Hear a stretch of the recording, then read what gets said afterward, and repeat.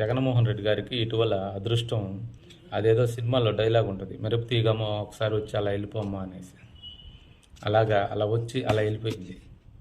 ఏంటంటే తెలంగాణ అసెంబ్లీలో రేవంత్ రెడ్డి గారు ఎత్తిపోతల పథకం గురించి మాట్లాడిన తర్వాత జగన్మోహన్ రెడ్డి గారిని రాయలసీమకి హీరోని చేసి చంద్రబాబు గారిని ద్రోహం చేసి అత్యుత్సాహంలో వైఎస్ఆర్సీపీ నాయకులు కార్యకర్తలు అందరూ తెగ ప్రయత్నం చేశారు.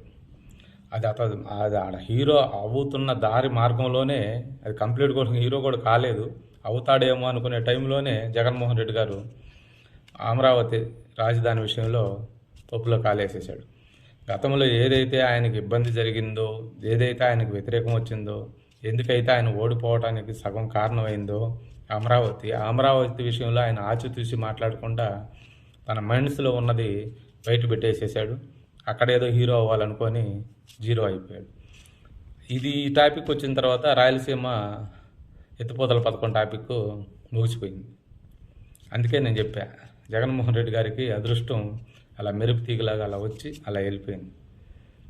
జగన్మోహన్ రెడ్డి గారు ఆలోచించుకోవాలి ఎప్పుడేం మాట్లాడాలి అనేది.